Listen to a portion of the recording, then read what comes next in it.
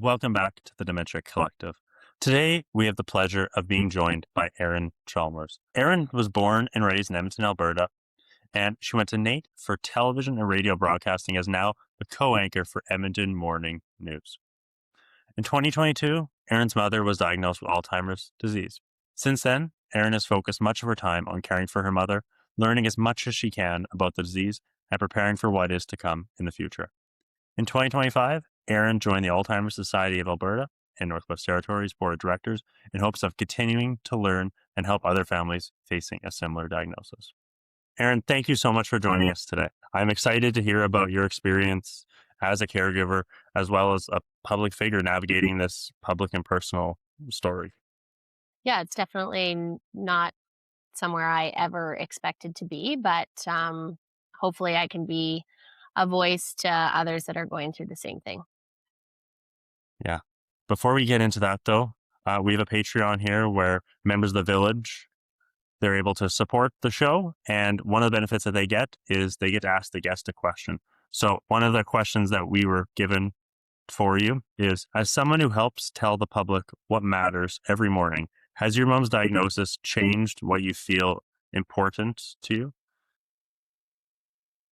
For sure.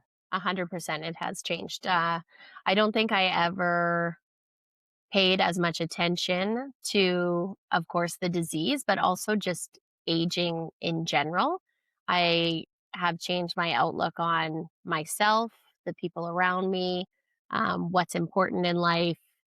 I think everything has changed actually for me since my mom's diagnosis in so many different ways. And even how I look at telling stories and talking to the people that firsthand know perhaps what someone is going through.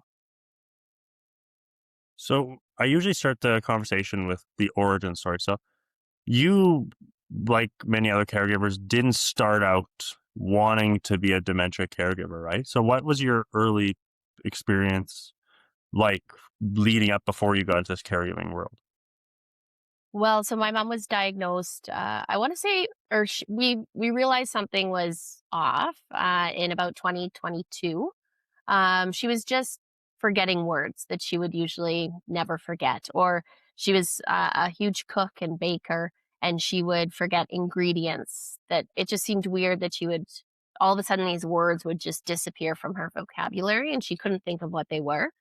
And then slowly it turned into more, not knowing exactly how to get to a location, like a hockey rink that she had gone to a million times to watch my kids play hockey seemed difficult for her to get to. So we started to notice those things. And then that's when we reached out to her doctor, who then put us in contact with a geriatrician. We had her tests done, and it was confirmed that she had early onset Alzheimer's. And then from there, it still seemed a lot more manageable as a caretaker. I was here by myself. Neither of my sisters live in Edmonton. And so I was taking care of her on my own, but it was still pretty simple. She was still coming here, she was still driving, she was still helping take care of the kids when we wanted a night out. There was just little things that I would say, "Oh, help grandma if she forgets this one thing," or "Help grandma if she needs um if she forgets a word. Don't let her just sit there, like try and help her figure it out." Little things like that. But it's definitely accelerated as to be expected. I think um perhaps hopefully, even though I knew it was almost ignorant to think that it wasn't going to progress like it has, I always hoped that it would be a very, very slow progression, but it definitely has accelerated, especially over the last year where the caretaker role has become much more important. We did move her into a seniors facility, so that has helped because before that, I was just having to go to her house and help her there. So it's definitely helped having her in a residence, but yeah, the caretaker role was never something that I thought would be part of my life at this stage, or I don't think I really ever considered it, period. Um, but it definitely arrived a lot sooner than I expected. Do you think that being a journalist and likely you've covered stories of dementia or caregiving over the years, Do you think that any of those pieces helped inform you or equip you on how to navigate this? I actually reached out. So Donna Friesen, who is the anchor of our global national show, her parents, her father, I believe it was, had dementia, and she did a whole series on it. So as soon as I received my mom's diagnosis, I actually reached out to her and just asked for any words of wisdom, anything that she wished she would have known at the beginning when her father was first diagnosed. And that was very helpful. So I took those tools of, enjoying the moment, um, not getting frustrated when they ask 1,000 questions, taking more videos, taking more pictures, appreciating the time together. So I definitely learned from that, and I think it's also made me more aware as a journalist of with an aging population that I am definitely not alone in this. And there are so many other people that are either going through the exact same journey as me or will soon or eventually be on this journey.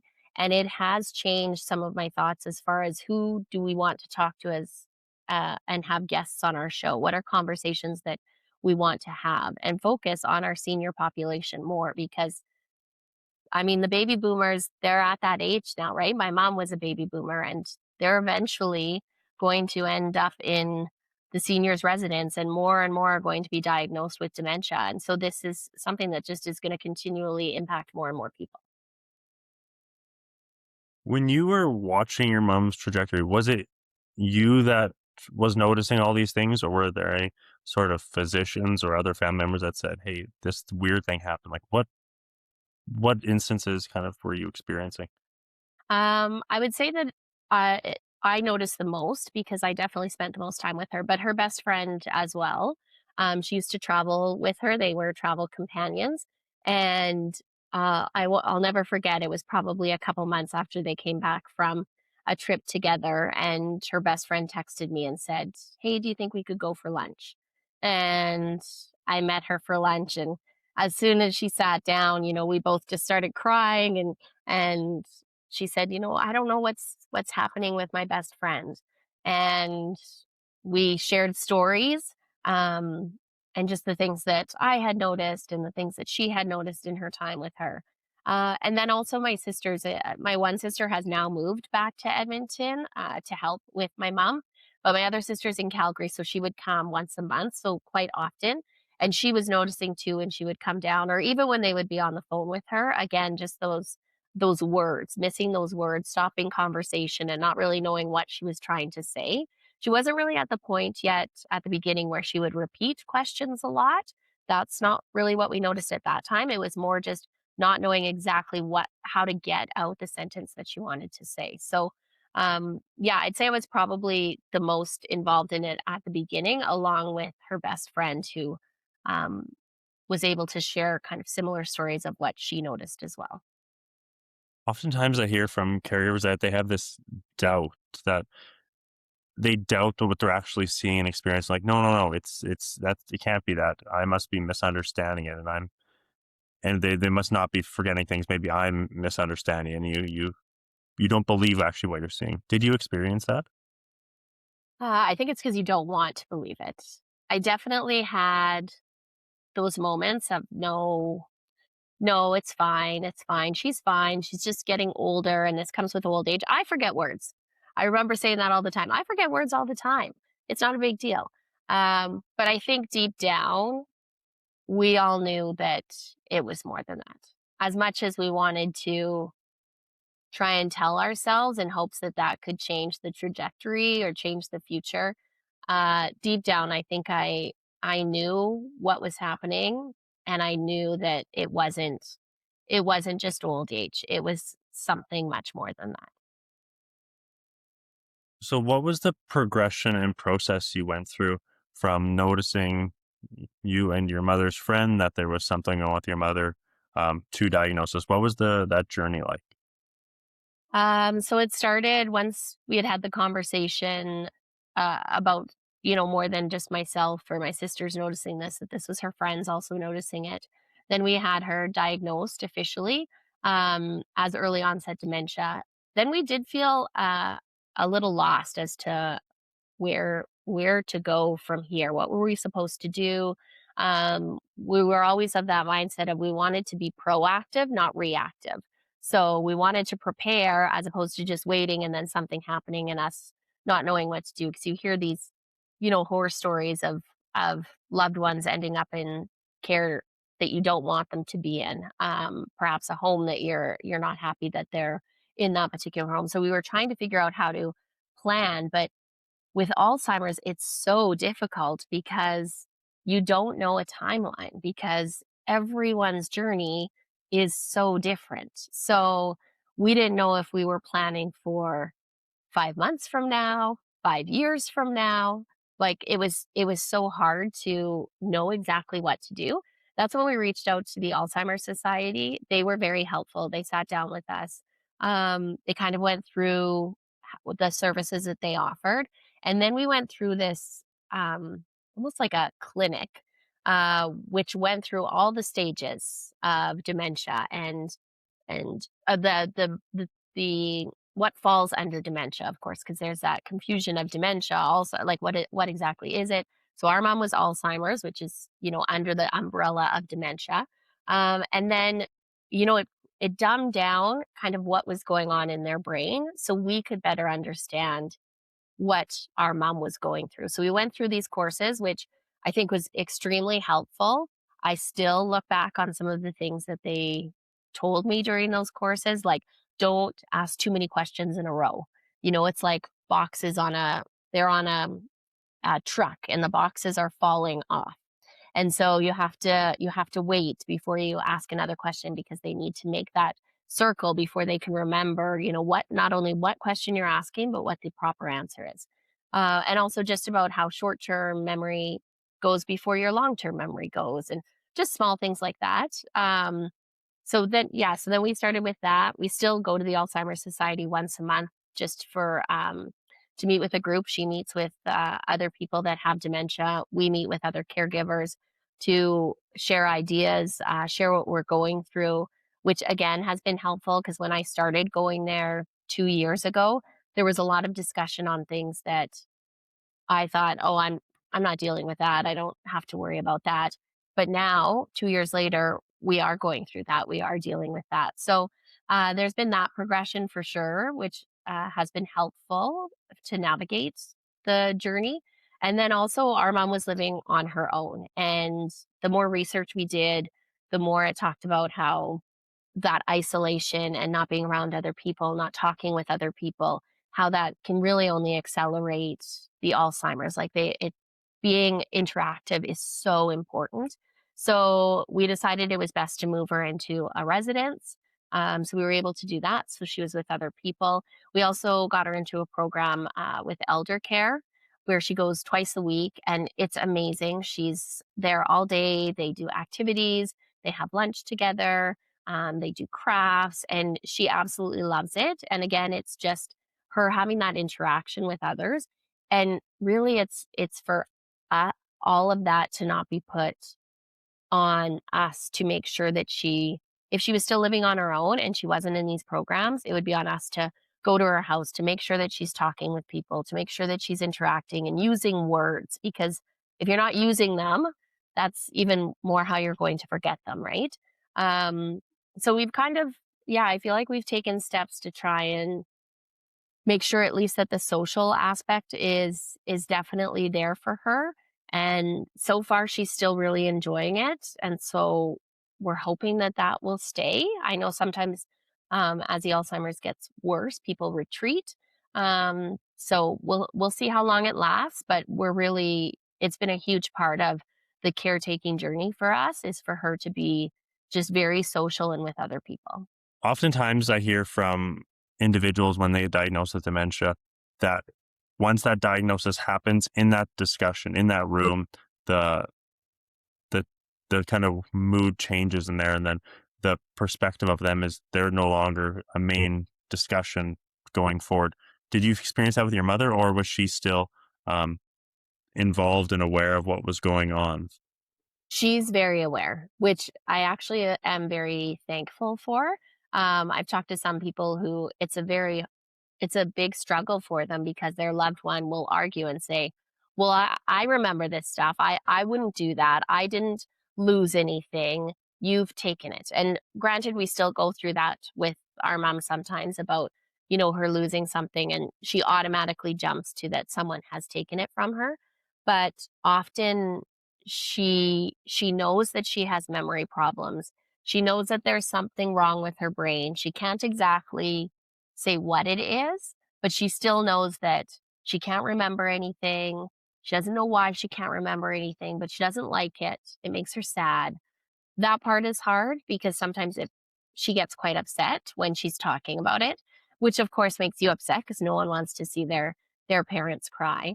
Um, but to be able to have those conversations with her and just try and say, I know, mom, your brain is not being very nice and your brain is playing tricks on you. And we don't know why, which is also a very hard thing for her to understand because often her question is, why is this happening? Why did this happen to me? And we don't know why. There's really no pinpoint, reason as to why someone gets dementia. And so trying to explain to her that we don't know, but that her brain is playing tricks and sometimes she just forgets stuff. And that's why we're here to help her answer those questions or help her remember those words. And it's okay. Um, but yeah, sometimes she, of course, doesn't, it's not okay. It's not okay to her. And it wouldn't be okay to me, right? It's always easy for us to say, it's okay, we're here to help. Well, people don't necessarily want that help. They want to do things on their own. And my mom is very independent. She's been on her own for 25 years now. Her and my dad divorced a long time ago. So she's been on her own for a long time. She's used to doing things on her own. She's used to not needing help from other people. So that's been hard, but it's nice when we have conversations with the doctor or the geriatrician for her to say, "Yeah, my memory, I just can't remember things." Like for her to know and be able to have that back and forth instead of her almost being left out of the conversation, which none of us want. I want her to be a part of it. I don't want her to feel left out. Um, so far we've been able to still include her, of course, with promptings on certain questions sometimes, but um, yeah, we're hoping that we can hold on to that. Dementia is often, a family affair where everyone comes together to support. How has it impacted your kids? Ooh. Well, now you really touched on a sensitive. Uh, how has it affected my kids? Um, I think, well, I don't think. I definitely know it's made them more caring people. Um, we've been very, very open with them because it was impossible, probably about a year ago, year and a half ago, um, before we decided to move her. It was pretty much impossible to hide the challenges that as her caretaker I was facing. And not only the hide the challenges, but me just not being at home because I was with my mom or taking her to appointments or not being able to come to certain things because I was with her and caring for her. So we've always been very open and honest with them about what was happening, what's going on with her brain, what it means, and how they can help. Um, and they have stepped up immaculately, incredibly. They just, they can tell when it's been a hard day for me. I try and hide it as best I can, but sometimes, it's hard. It's hard as a caregiver, and they're so good about, "Mom, are you okay? Mom, can I get you anything?" Um, when my mom was in the hospital and after she got out of the hospital, we had to care for her for about 6 weeks, for 24 hours. So my sisters and I were doing, 8-hour shifts. And I wasn't home for chunks of time. And I would come home and they would make sure that the house was organized, things were good to go, the dog was getting walked, the dishwasher was being unloaded. Um, they just really stepped up in knowing that as a caregiver, I needed their help, which in turn was going to mean that I could help my mom that much more and their grandma. And I mean, she's a huge part of their lives. They've grown up with her, coming to all their hockey games, baking cupcakes and cookies for them at school, helping out at the school, driving them to things, babysitting them when we've gone out. She was always the one that would come and do those things. So she's a huge part of their lives. So they definitely see that um, disintegration, that fallback that she's going through, and the way that dementia is affecting her. But yeah, they've definitely, I think it has made them more compassionate and caring people, more understanding. They're very good about, my mom will ask them 5 questions, the same question 5 times, and they know to just take a deep breath and just answer it again, because she doesn't know that she's asked you that question already, and not to get frustrated. And they really have been amazing in just navigating that journey. Well, Erin, I can tell you, I've talked to a lot of people, and the way that are bringing your children along and having them learn and be experienced in this um, is definitely going to be impactful and help raise them to be wonderful children. So I know, knowing you, that they already are. I've talked to a lot of people, and the ones that say that they grew up as helping care and being involved in this experience um, has really been impactful and beneficial for all these people. So um, I could say that with confidence that it's definitely a benefit and positive experience for your children. It may be tough, but I just want to celebrate that you're doing that and Thank you. I what they're going through. appreciate that.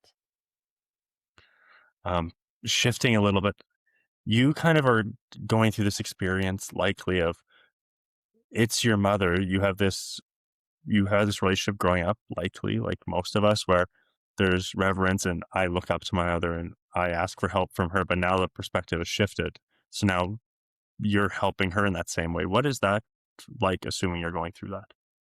Yeah, definitely. It is wild to change roles, really, is what's happened, right? My mom has taken care of me all my life. Still, as an adult, would take care of me, would drop off baking and take care of my kids, as I had mentioned. And now we're taking care of her. Um, I was reminded, though, I remember one time I said, it's like she's now the child and I'm the parent. But at the same time, I never want to present her as a child, because that means that she's not as educated, informed, and she's not a child. She's just need an adult that needs help, if that makes sense. Like, I don't want to put that stigma, of someone that can't function on their own, because it almost just it doesn't present her in the right light. And I don't think it presents any dementia patients in the right light. I think that they're just um, she's a mom that is just struggling and needs help. But yeah, it's the roles have definitely changed, right? I now drive her to all of her doctor's appointments. She used to drive me to all of my doctor's appointments.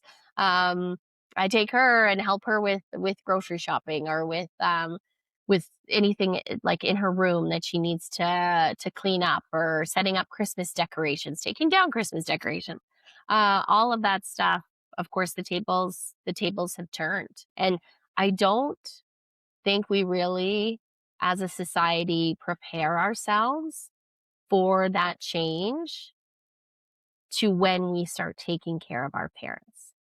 And I don't know if there's a way to prepare ourselves. To be honest, I don't know if someone had said to me 5 years ago, well, don't forget, one day you're going to have to take care of your parents. I probably would have just said, yeah, yeah. And the thought would have left my mind, and I wouldn't have thought twice about it, because I probably would have thought I still had 10, 15 years before that was going to happen. My mom just turned 76. She's not that old.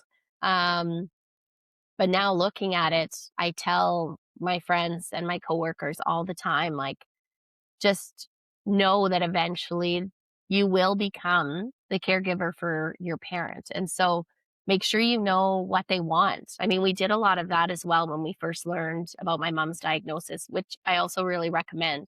Not to get off topic here, but we sat down with her while her memory was still good, and we went to different residences and viewed them so that we knew if we waited until a point where her memory wasn't good and she was going to, no matter what, not want to move, we knew at the time when her memory was good, where she wanted to go. So we had that peace of mind of knowing, no, that is where she wants to be. That is the facility that she would choose if she could. We asked her about like what type of care she wants, the things that are important to her, the things that she would want in her room, any of those questions to bring her comfort as her memory would get worse so that we knew even if she would argue it because of her memory or she just wouldn't have an answer, we already had those answers because we already sat down and had those conversations with her. So I do tell friends and stuff like have conversations with your parents about what they want. Where do they want to go when they're older? Do they want to be in a facility? If so, what facility? Um, like what type of care do they want? What stuff around the house is important to them? Also, go through the stuff in their house. I mean, so many, I think of our parents, including mine, her basement was full of boxes of stuff that then when we moved her, we had to go through everything. And some of that stuff, yes, you want to keep, some of it you don't. You know, maybe it's important that certain jewelry goes to certain people. Um, you know, those conversations that I think sometimes she didn't necessarily always want to have, to be honest, but I'm glad we kind of pushed them so that we know what her wishes are, even though right now she may not be able to explain them very well. I think it helps also prepare you and the next generation of what conversations we need to have in advance and how do we plan and get us set up.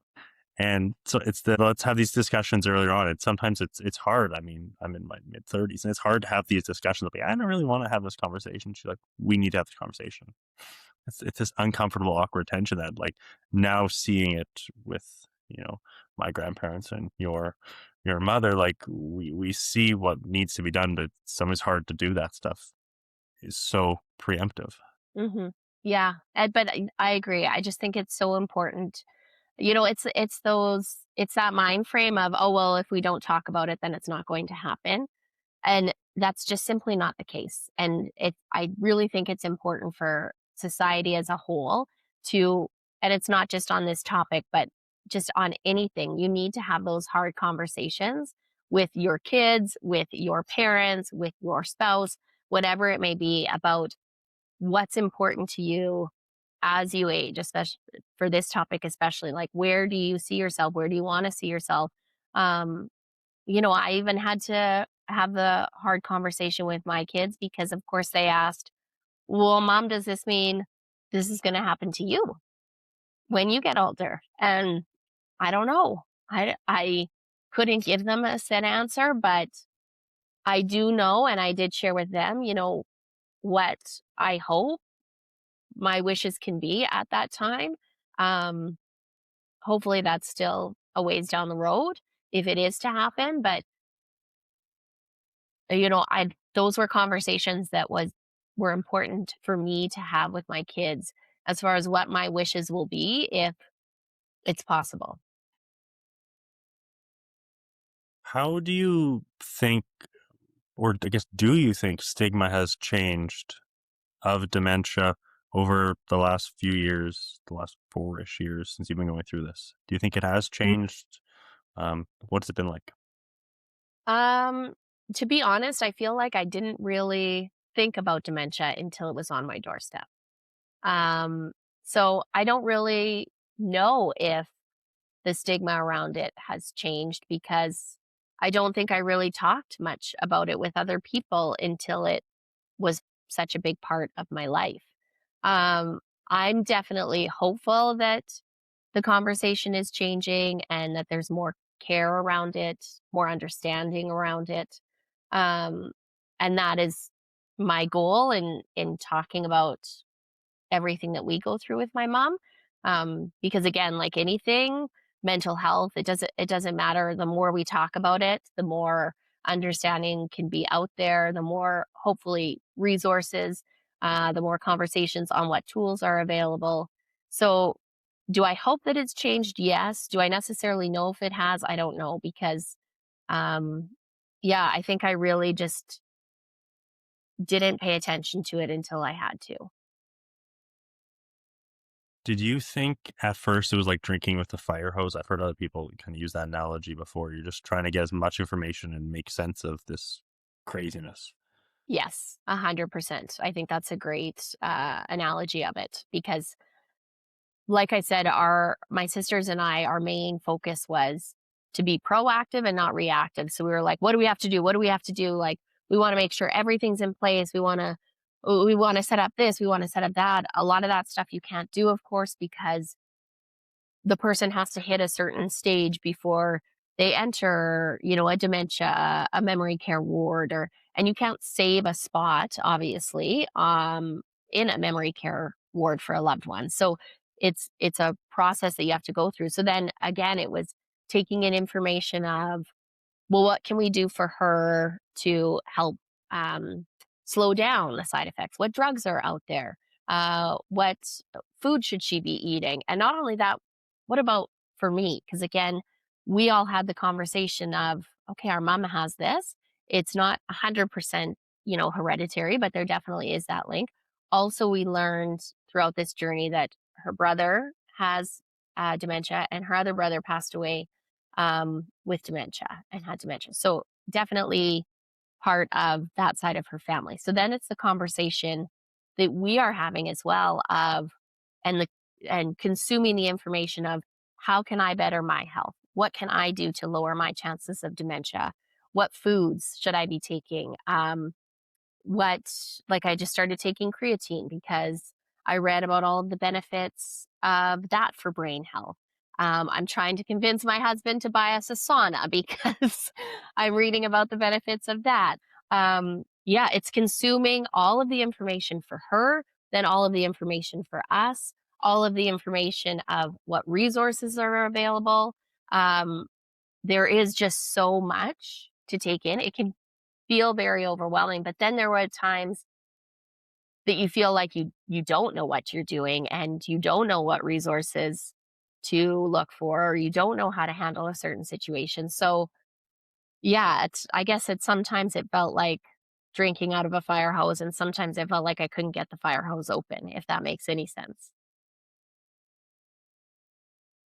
Being a full time news anchor, how did you decide what supports were worth your time and energy? What do you mean by that? Sorry. You are busy, you are, the morning you're tied up and wrapped up, and most things, are only kind of during the day hours for supports. So you have a finite amount of time during the working day, let's say, that you're able to go and enter these sports for yourself or for your mother. So that means you're limited likely on the amount of supports that you can utilize. So how did you determine which of those you wanted to use? Um, how do you decide which was, worth the time and energy to choose to do that thing?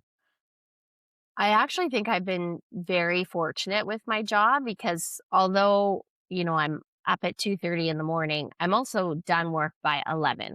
So it provides me that time in the early late morning, afternoon to be with my mom and spend time with my mom that other people that work a regular 9 to 5 job wouldn't have.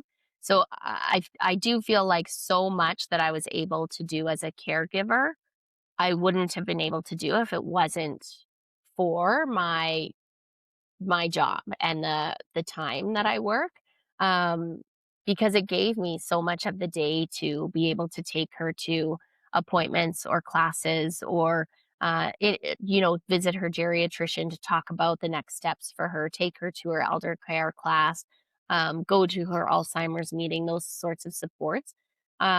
I actually think that my schedule benefited me in that way. I'm probably more tired than I should be, and I know how important sleep is as well when it comes to dementia. So that's definitely something I am focusing on more this year, or trying to. But yeah, you definitely. I think though too, you through the process, through this journey, we've realized what supports work really well and what supports maybe aren't needed right now, or we're past that point of needing that support. We're on to the next thing.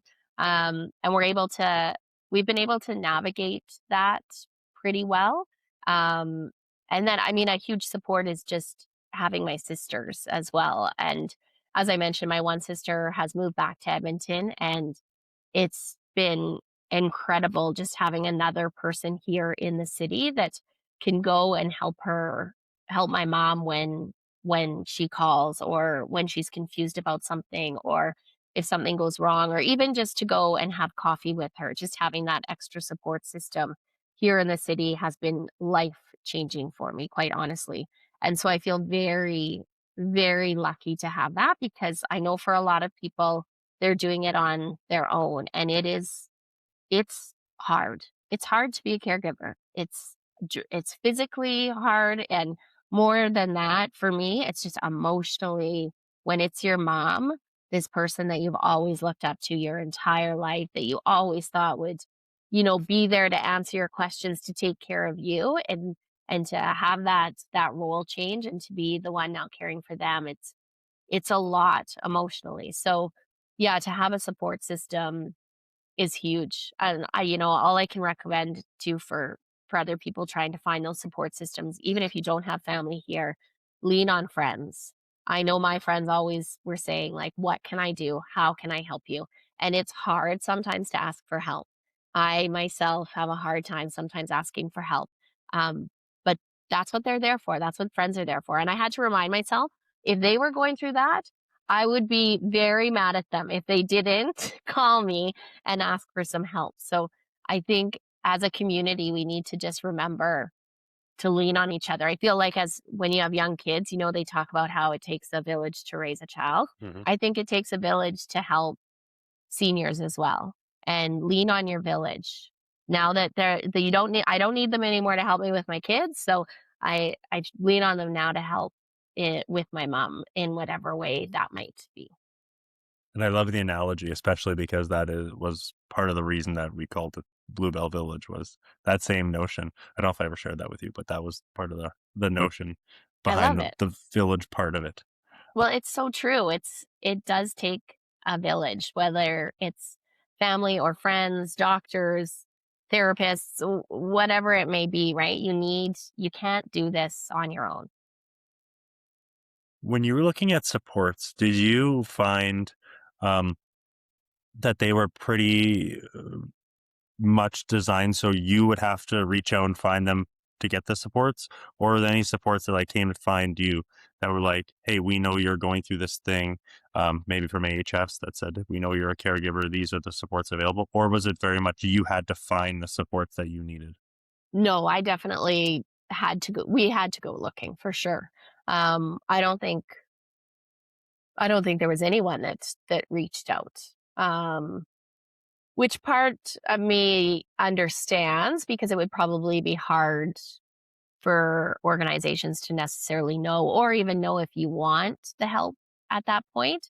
I mean, I think it's such a long journey often with Alzheimer's or dementia, that sometimes you need supports, and sometimes you've got yourself to a comfortable spot. At least that's how it's been with my mom. Like, it was like, oh, we need support, and then we kind of hit, okay, like things are good. She should seem to almost balance off for a bit, and then all of a sudden, another thing happens, and then we really need support again. So we never had anyone reach out to us directly. Now that we've been a part of the Alzheimer's Society of Alberta and Northwest Territories, they reach out almost monthly, actually, just to say, we're just checking in. Is there anything that you need? A reminder of these classes that we have. So that's been really nice. Um, yeah, as far as AHS is concerned, though, I can't think of anyone that has reached out. Um, Do you think there's a gap there, Aaron, or kind of a missed opportunity for caregivers? Um, some caregivers might be thinking, I need help, I need support, but um, they're just trying to figure out how do I approach it, but they don't know where to start, and then they're stuck not necessarily getting the adequate supports for themselves either as caregivers yeah, because they kind of get put to the wayside. Everyone says we'll care for a person with dementia, which is super important, but the caregivers themselves aren't getting any of the support, and no one ever is really considering their well-being or needs or supports. 100%. I think that, I mean, I guess the attention should, of course, be on the initially on the person with dementia or Alzheimer's, whatever they fall under. But there, the support then needs to be for the caregivers as well because they take on so much. And again, a lot of people do it on their own. I know there are other supports out there. Actually, some that I haven't even accessed myself, like Caregivers Alberta, um, that can, I'm guessing, offer those kind of supports. But I do feel that the system has flaws for sure. I mean, that's probably the case when you're talking about any sort of illness, disease, situation that a person is going through. Um, but I mean, even getting um, sorry, I can't think of the word, a case manager for my mom to initially be assessed and to be assessed for her to get into a residence and into a home to get some care. That was a process. And, going through, well, no, she's not a flight risk, but she's sitting in a home all by herself. That can't be healthy for her. So what are our other options? And sometimes the options honestly are pretty limited. And so I think that there's always room for improvement. Um, and I unfortunately think that the resources just aren't there because there isn't the staff there to be able to do these sorts of things and to do these checks and balances. Um, they just don't have the resources to be able to handle it. As I said, the baby boomers are getting older, and I'm not sure what we're doing to prepare for that. But I don't think that we are prepared in so many different aspects, not just when it comes to dementia, but in so many areas of care, even having places for these people to go as they age. It's a conversation that needs a spotlight shone on it, and it's just not happened yet. But I do think that it's definitely needed. Dr. Sharon Anderson here at the U of A, who leads the Alberta Caregiver co-design team, she talks about the idea that we can't build our way out of this problem. We can't just we're too far along to say let's just build institutions, build facilities, build supports. Instead, we need to shift the mentality to supporting caregivers themselves so that they can support, whether that is education, whether that's economic support. We need to focus on that because that can get us through the crisis instead of building it. It's this interesting paradigm shift because we always said we have these problems, let's build our way out of it.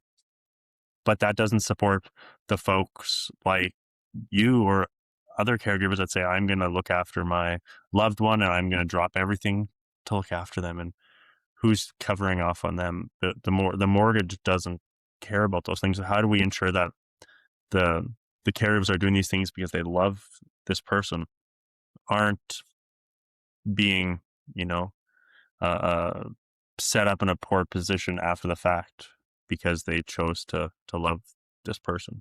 And chose to keep them at home. I mean, I know that that is the goal, of course, right? Is to keep the person at their residence. And for my mom, that she was by herself.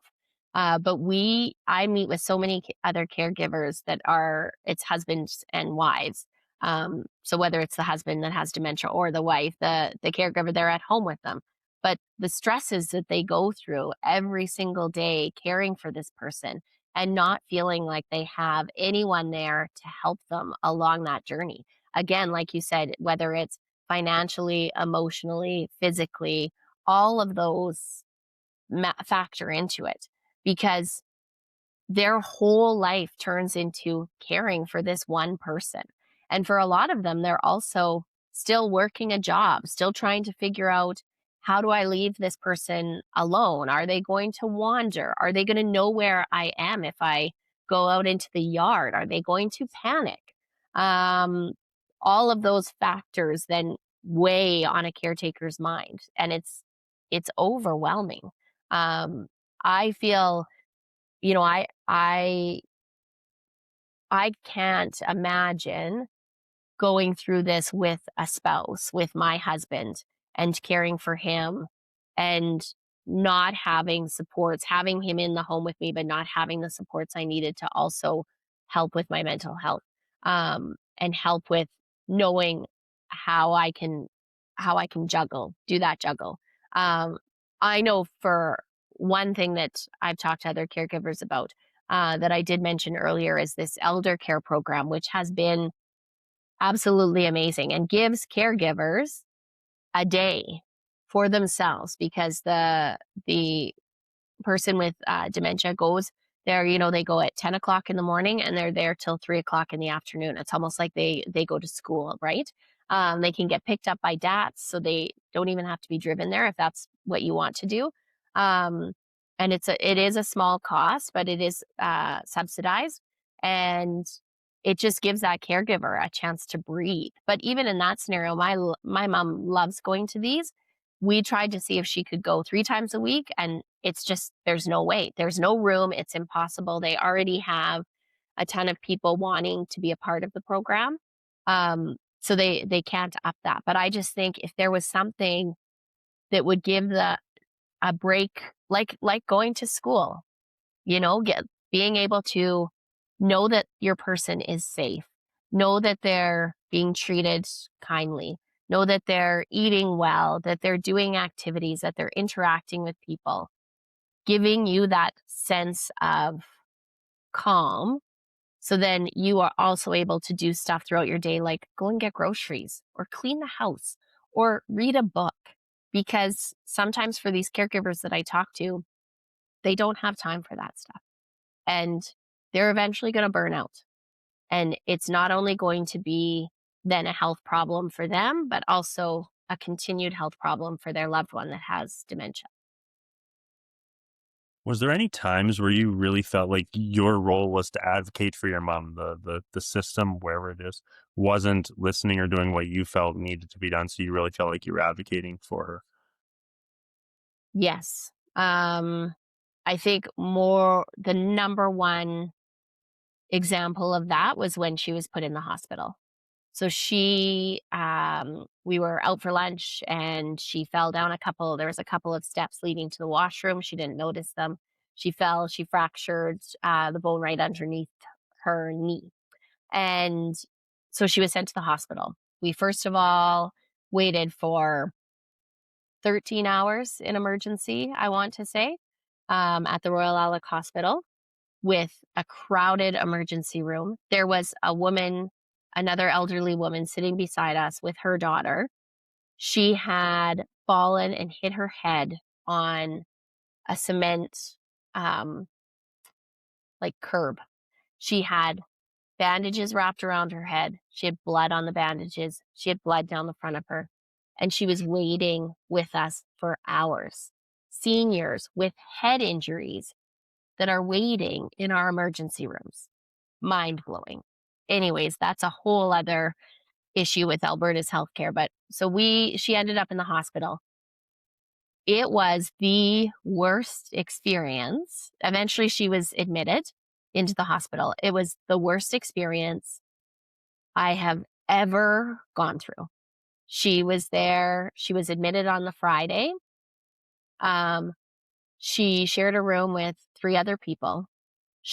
Her dementia at that point, I want to say, was 3 or 4 out of 10. It was a 10 out of 10. It was a 12 out of 10 by the Saturday night. She didn't understand where she was. She didn't understand why there was people in her room. She didn't know who the nurses were. She started to not know who we were. She knew who I was, um, but other people that she should have known, she didn't. She started seeing things. I was with her overnight one night, and she was yelling in the dark, "Get them out of here! They're coming after me." She had completely lost all sense of reality because her dementia had just gone through the roof. Like you talk about what's important for dementia patients, and it is, familiar surroundings and sleep. She was in an unfamiliar place with a bunch of people that she didn't know, and she wasn't getting any sleep because one bed is beeping, someone in another bed is snoring, nurses are coming in and out of the room, and it's not the nurse's fault. They have to tend to the other people in the room, but it was just awful, awful. And we said to our doctor, the doctor at the hospital the next day, we are leaving here. She is not staying here. She can't stay here. This is horrible for her. I remember saying to my sisters, they are killing her. We are killing her in this hospital. Like it was it was not good. So we advocated for her. We talked to the doctor. We said we will do anything we have to do to get her out of here. Now, I live in a split level home, which is basically the worst house you can live in if you have someone in a wheelchair, which is what she was in. So the best bet was to take her back to her residence because it's wheelchair accessible. She's on the first floor. Her shower's wheelchair accessible, everything, right? It's built, any of those seniors facilities are built to be wheelchair accessible. So we took her back there. The problem is she had to be lifted. She couldn't put any weight on her leg. So then we found ourselves advocating to the care people there to allow us to have her at the care home because initially they said she can't stay here. She needs more care than we're able to provide. She needs lifts. Our people can't lift her. She needs to go back to the hospital. And we knew there was no way we could possibly have that happen. And so we advocated and pushed and basically offered to do anything and everything to allow her to stay there to heal until she was better because there was no way. I truly feel she would have, her timeline in life, I think took a year step back as it was if we had kept her in that hospital any longer. I don't even want to think how bad it would have been for her. It's just not a place for people with dementia. It's just so confusing for them. I'm sorry that you had to go through that and your mom had to go through that. That's not what we want. No, and to be fair, I don't know what the answer is. I don't know if yeah, I don't know what the exact answer is to it. I mean, it was because the thing is the conversation of, oh, well, your mom needs the next level of care then, she needs to be in level B. But it's like, well, no, because this is a leg injury that is going to last 6 weeks.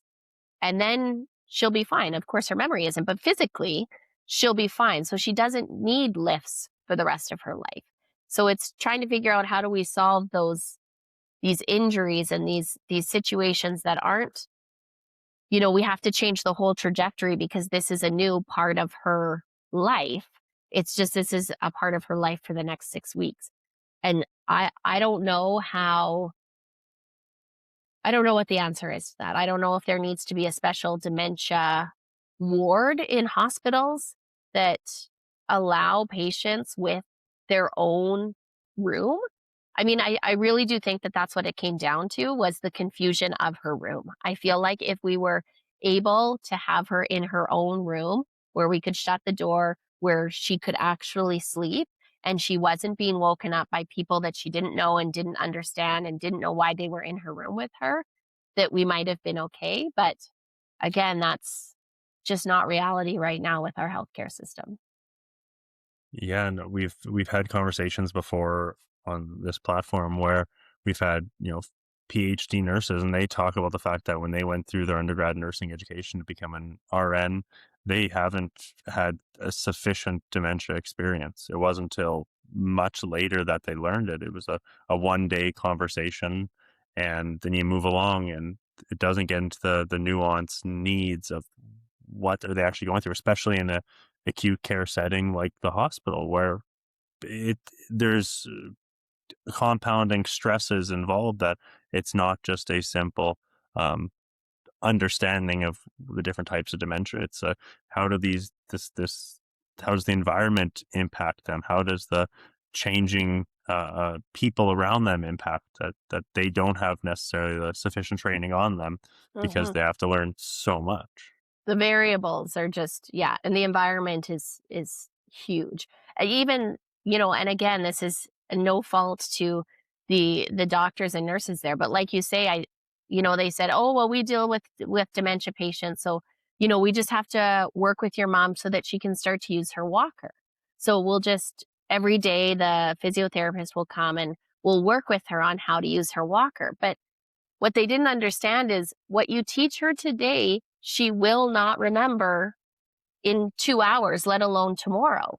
So you think you're taking steps on to eventually be able to get her out of the hospital because eventually she's going to know how to use this walker and not put weight on her leg.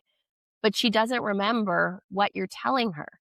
And trying to explain that and the pushback of, "Oh, well, we'll have a physiotherapist," and again, I definitely do not want to put blame on doctors or nurses because I know how overwhelmed they are in our system right now, and I appreciate everything that they do. But there was just a lack of understanding of we are going to be at square one every single time you come. We're going to be doing this every single day. So basically, you're telling me she's in here for 6 weeks until she's fully healed. And there was, again, like I had said, no way that she was staying in that hospital longer than those 3 days that she was there. How has being a caregiver changed you?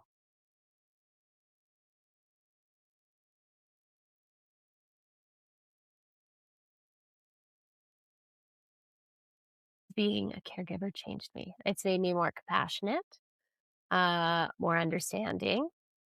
Um, it's made me want to educate myself a lot more, um, read up, learn more. Um, it's turned me into an advocator as well as a caregiver. Um, it's changed my conversations with people a lot. Um, and I think I have come out of it now, especially having the help with my sister here now. But there was definitely a time where um, it changed me because I wasn't I wasn't the happy, carefree person that I feel like I usually am. And I remember saying to my one girlfriend, we went for a walk one day, taking the dog for a walk because going for walks is so important. And I remember saying to her, I just want to be happy again and not be constantly talking about caregiving for my mom. But it was all consuming for me at one point. It was the only thing I knew how to talk about. It was because it was the only thing that was happening. My kids and my husband were, of course, there, but they were taking care of themselves. They were doing their thing so that I could do my thing with my mom. And so it was all consuming for me at one point. And so it definitely changed me in that I felt like I wasn't the person that I used to be.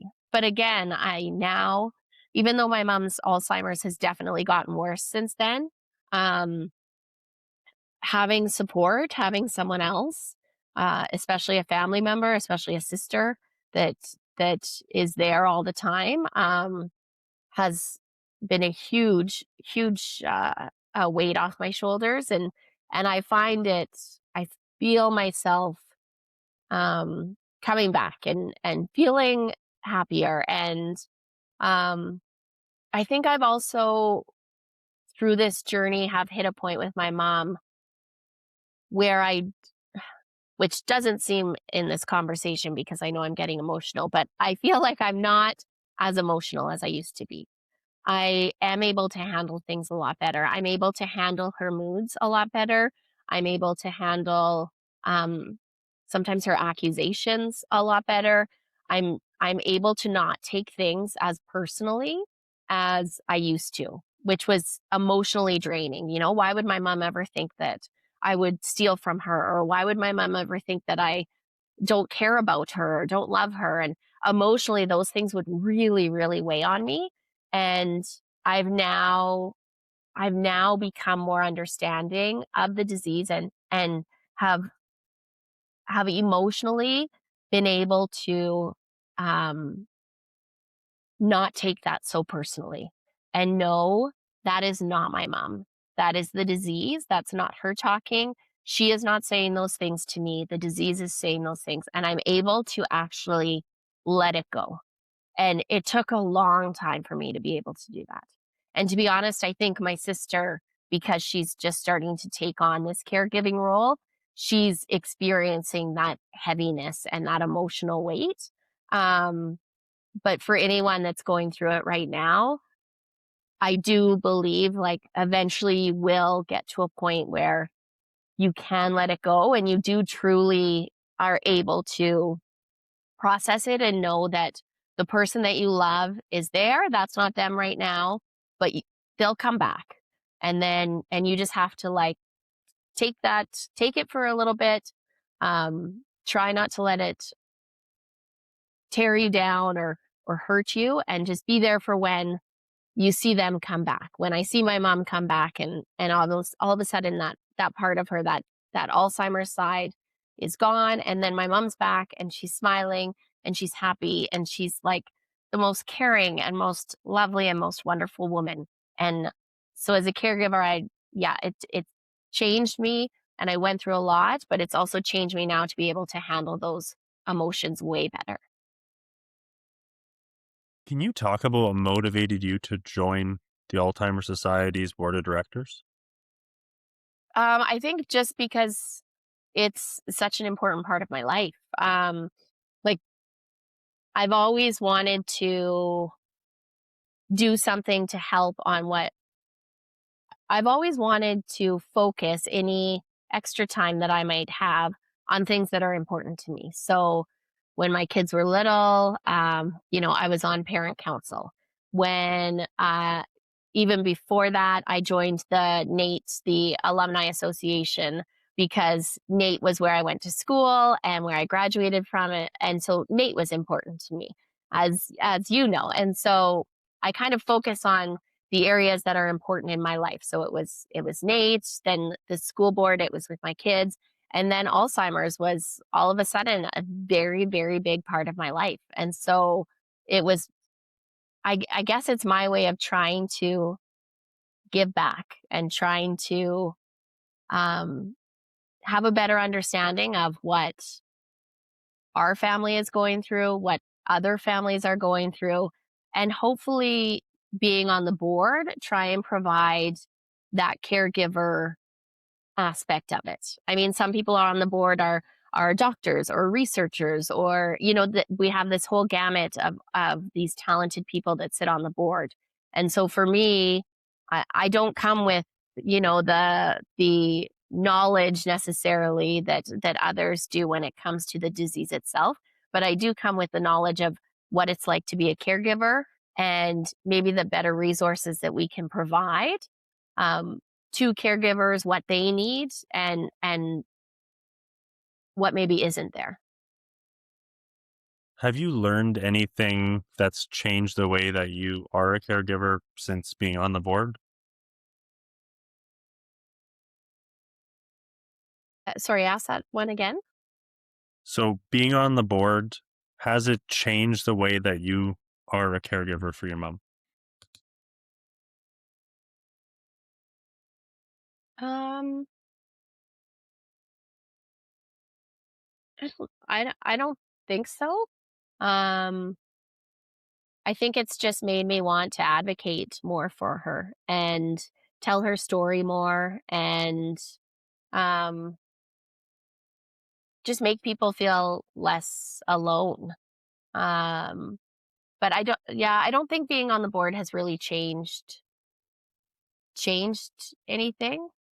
No, yeah, I don't know. Maybe you could, like, I'm struggling with how it would change anything. Do you know what I mean? Like, Maybe a broad awareness of certain supports that exist, or systematic challenges, things like that. Just I would have suspected that being at the board level in it, you have a more macro understanding of the supports, the resources at play, progressions, who to reach out to, who to talk to, those sort of things. That the average caregiver doesn't necessarily know. yeah, I actually think that's part of the reason why I joined the board is because we had already reached out to the Alzheimer's Society. We were already a part of a lot of their programs, and I appreciated them and realized the importance and the relevancy of them. And so it made me that much more um it made me want to be on the Alzheimer's board because I believe in the work that is being done there. And so I don't think it was necessarily because I felt that changes needed to be made, and so I wanted to come on the board to make changes, but more that I believed in what was happening and the programs and the services and the resources that were available, that I wanted to add my voice and my time to be able to elevate anything that was already available through the Alzheimer's Society. Does that Hmm. make sense? Yeah, no, totally, totally. Um, so, like you mentioned earlier on, right? It starts as a personal journey. Um, we first connected over this topic a handful of years ago because you reached out because of our Connect tool.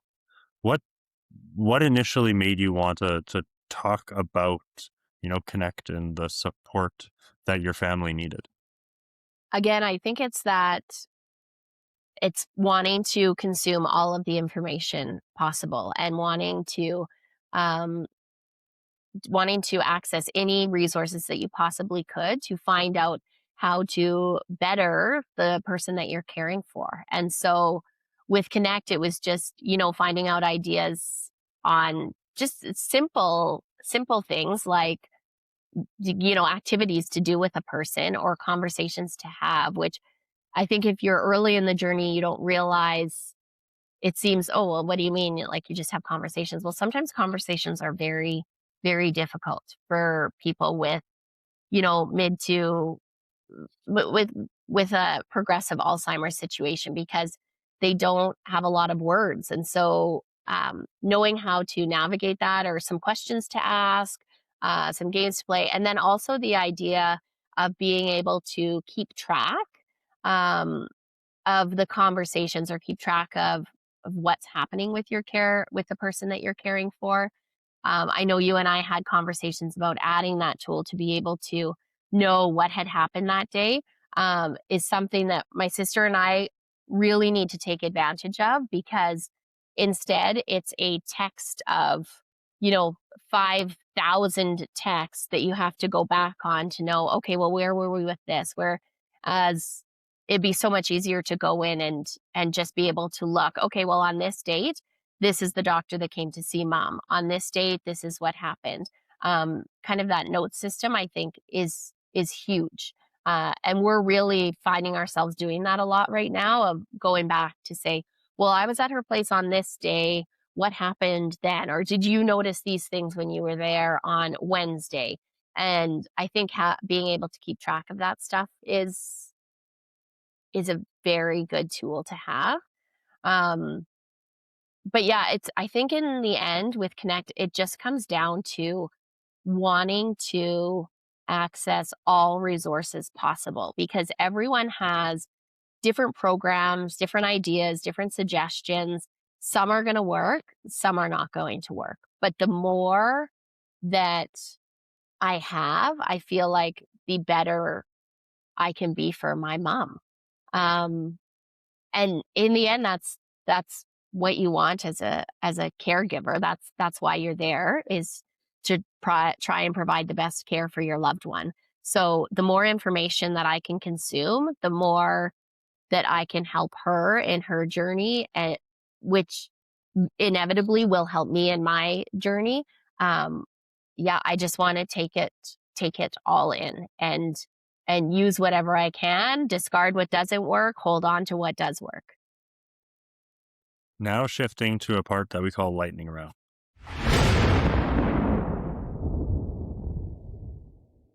Oh boy. Okay, this stresses me out. I'm not good with short. It's funny. I thought this would be a segment no one stresses about, but the amount of people that said, "Oh, I'm stressed about this," or "This was nerve wracking," it just blows my mind, Erin. You ready? Okay, I think so. All right. Coffee or tea? Coffee. Decaf or calf? Calf. Morning person or night owl? Well, that's easy. Morning person. Fair enough. I mean, 2:30 in the morning makes sense. What's one small habit that helps you stay grounded right now? Walking my dog. What's one thing you've become more protective of since 2022, your mom's diagnosis? My mom. What's one caregiving task that felt intimidating at first, but now feels normal? I think overall, just the idea of being her caretaker was intimidating. Sorry, that's not a good answer.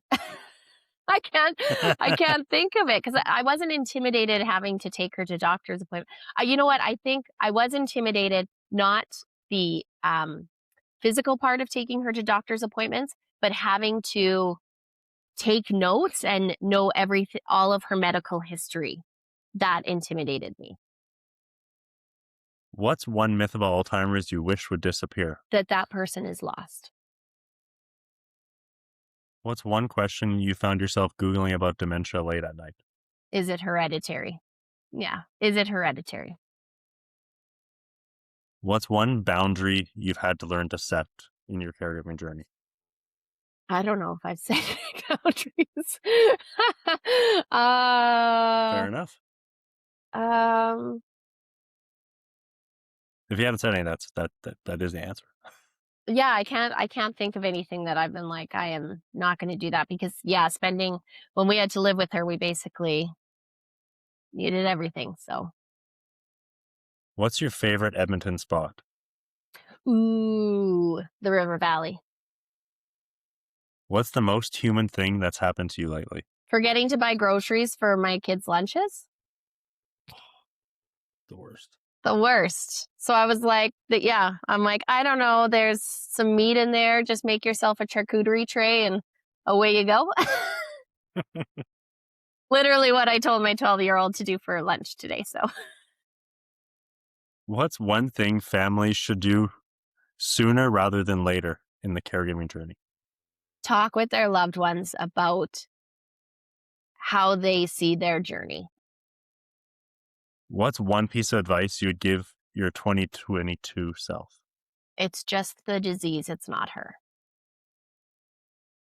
What's one quality from your mom that you see in yourself? Her caring for other people. What's one TV show you watch when you need to turn your brain off?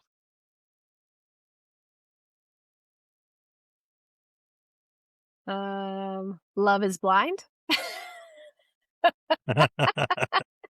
New season just started. What's one smell that brings you back to your childhood? Chocolate chip cookies. Those are good. Can't make them, but they taste good. My mom's the best. She made the best chocolate chip cookies. Do you ever still try and bring her back and just have her experience the process with you? Yeah. Oh yeah. Yeah, we've done it. We've baked cookies a couple of times actually here at the house. And it's great. Like the kids help. My older son actually now makes her recipe.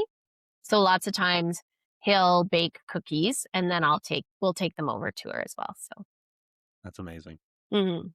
What's one thing that still makes your mom laugh? As ironic as this is, she has a great sense of humor and will sometimes laugh about her memory loss. Well, I don't know. Not like I'm going to remember that. And then she'll start laughing hysterically, which is heartwarming in its own weird way.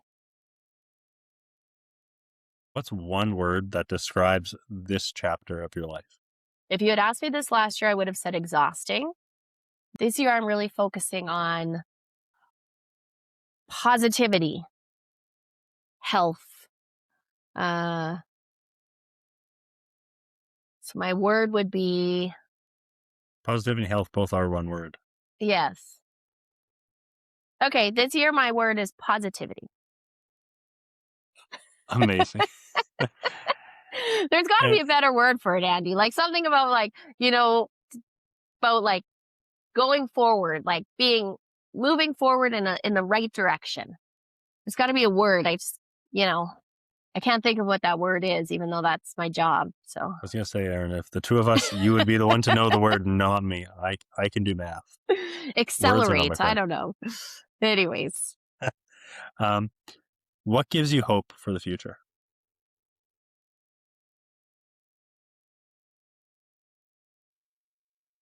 my kids. And Erin, I always give the guest the opportunity to have the last word and say something to the audience. This doesn't have to be constrained to the one sentence sort of thing. But what would you say to the audience now?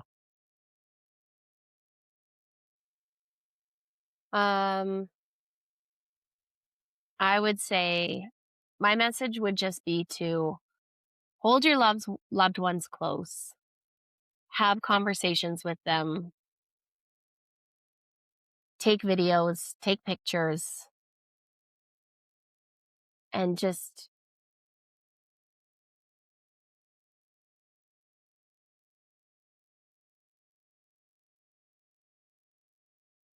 never take anything for granted and appreciate what you have. Well, Erin, thank you so much for joining us. It was a pleasure to hear about your advocacy and the journey as a caregiver. I know it hasn't always been easy, but I know that the stories you share and the experiences and perspectives you provided will be so valuable to the listeners. So thank you. Well, thank you so much for having me on the show. To our listeners, thank you for being here. If today's conversation resonated with you, make sure to follow the Dementia Collective wherever you get your podcasts. And don't forget, please share this episode with someone who you think might benefit. We all know a caregiver. And if you'd like to help us grow this movement, please consider becoming a member of the Village on Patreon. Among the benefits, like the ability to ask questions to our guests, you get early access to every episode, plus the satisfaction of helping powerful voices like Erin's reach more caregivers around the world. And finally, if you're on your own caregiving journey, remember, you are not alone. We're here at BlueBell to help connect you with the supports and resources that truly fit your family's unique needs. Until next time, remember, you are strong, you are not alone, and you are doing something that matters more than you know. I'll see you next time.